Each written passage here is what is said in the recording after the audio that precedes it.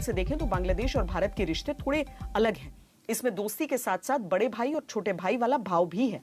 आज बांग्लादेश ने भारत को और पीएम मोदी को जिस तरह सम्मानित किया, उसके बाद चीन को अपना प्लान थोड़ा फीका लग रहा होगा और पाकिस्तान जलन, चुभन और घुटन महसूस कर रहा होगा, क्योंकि बांग्लादेश का नाम सुनते ही उसे भारत के हाथों अपनी सबसे बड़ी पराजय याद आती है और अपने 93,000 सैनिकों का सरेंडर याद आता है।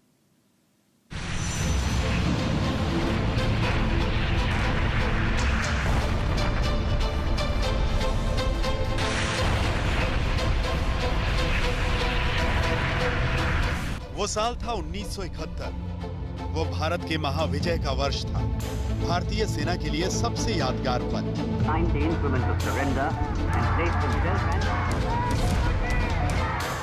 एक तरफ मेरा भारत महान, तो दूसरी तरफ हथियार डालता पाकिस्तान। टुकड़े टुकड़े पाकिस्तान। ये तस्वीर पाकिस्तान को याद दिलाती है कि उसके जुल्म की वजह से उसे 2 टुकड़ों में बंट जाने की सजा मिली थी। मुक्ति संग्राम का यह नतीजा पाकिस्तान को चुभता है, उसका दम घुटता है और बांग्लादेश के लिए यह मुक्ति की तस्वीर है, जिसे वो हर पल दिल से लगा कर रखता है, हर साल जिसका जश्न मनाना चाहता है। 16 दिसंबर 1971 को 13 दिन की जंग के बाद 93,000 पाकिस्तानी सैनिकों ने भारतीय सेना के सामने हथियार डाले। 25 मार्च 1971 याह्या खान के ढाका से कराची पहुंचते ही पूर्वी पाकिस्तान में तैनात पाकिस्तानी सेना बंगाली लोगों पर अत्याचार करने लगी। इतनी गिरफ्तारियां हुई कि जेल भर गई और खुलेआम हुआ कत्लेआम। रातों रात शेख मुजीबुर रहमान गिरफ्तार कर लिए गए। पाकिस्तानी सेना ने उन्हें पश्चिम पाकिस्तान में नजरबंद कर दिया। ये आग में घी डालने जैसा था। नतीजा ये हुआ कि बांग्लादेश के विरोध की चिंगारी सुलग उठी। East Pakistani rifles, East Bengal regiment और अर्धसैनिक बलों ने बगावत कर दी। हजारों लोग इनसे आ मिले और इस तरह मुक्ति वाहिनी का जन्म हुआ। 15 नवंबर को बंदरगाहों में खड़े जहाजों को डुबो दिया गया। रेल की पटरियां उखाड़ दी गईं, थानों पर कब्जा जमा लिया गया। छापेमार युद्ध शुरू हो गया। उधर आम बंगालियों पर जुल्म इतना बढ़ा कि 10 लाख शरणार्थी भारत में दाखिल हो गए। पाकिस्तानी सेना ने उन्हें सीमा पार भी गोलियां मारने की कोशिश की।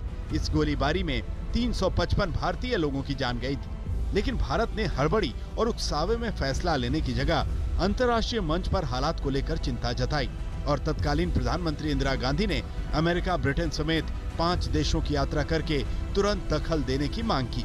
तब भारत ने भी ये साफ कर दिया कि अगर शांति बहाली की कोशिश नहीं की गई तो भारत तमाशा नहीं देखेगा, बल्कि सैनिक दखल के लिए मजबूर होगा।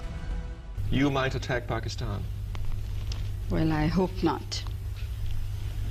India has always tried to be on the side of peace and negotiations and so on. But of course we can't endanger our security in any way. शरणार्थियों की तादाद जब बढ़ने लगी तो भारत ने सीमा पार किए बगैर पाकिस्तानी फौज पर हल्के हथियारों से निशाना साधा। जवाब में पाकिस्तानी एयरफोर्स ने हमला बोला। Situation created by the Indian aggression is leading the two countries to a point of no return. इसके बाद भारतीय सेना ने अपना ऑपरेशन शुरू किया। लक्ष्य था पाकिस्तानी सेना को सबक सिखाना, मुक्ति वाहिनी की मदद करना और बांग्लादेश के आम लोगों को जुल्म से बचाना। 13 दिन की लड़ाई में भारतीय सेना ने पूर्वी पाकिस्तान में पाकिस्तानी सेना को पराजित कर दिया। संख्या में ज्यादा होने के बावजूद जनरल नियाजी ने हथियार डाल दिए। भारत ने बांग्लादेश को आजाद कराते समय पाकिस्तान को हराया, लेकिन युद्ध बंदियों के साथ मर्यादित व्यवहार किया।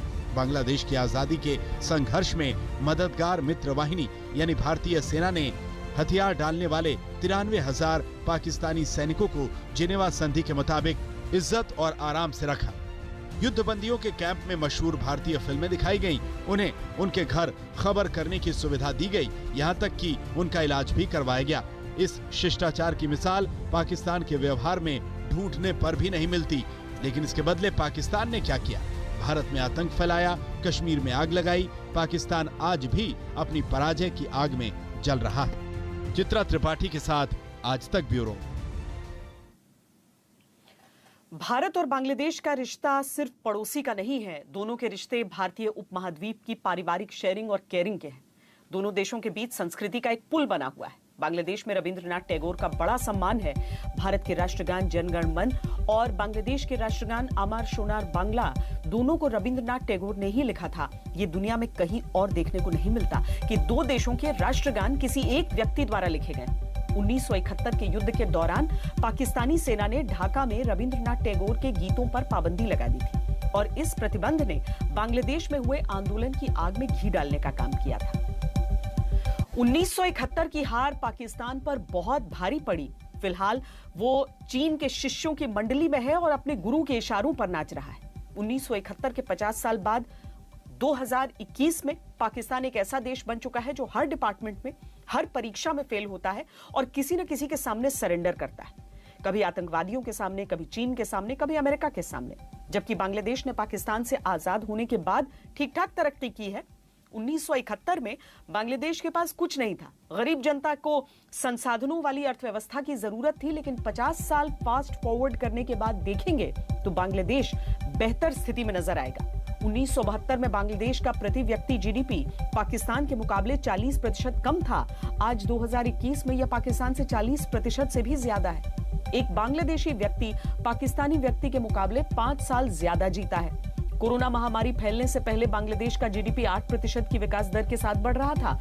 यह विकास दर भारत और चीन से भी ज्यादा थी। आज बांग्लादेश के एक सामान्य आदमी के पास पाकिस्तान के आम आदमी के मुकाबले ज्यादा पैसा है। वहां का कपड़ा उद्योग ज्यादा से ज्यादा एक्सपोर्ट करने की नीति के साथ काम करता है और इस इंडस्ट्री में बांग्लादेश की महिलाएं बड़ी संख्या में काम करती हैं। शायद इसीलिए पीएम मोदी ने आज बांग्लादेश के अखबार में छपे अपने लेख में लिखा है कि दक्षिण एशिया की तस्वीर बहुत अलग होती अगर बंगबंधु शेख मुजीबुर रहमान और कुछ समय जीवित रहते और उनकी हत्या न हुई होती।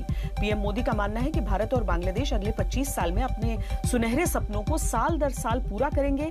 ये विकास की अटूट पार्टनरशिप होगी।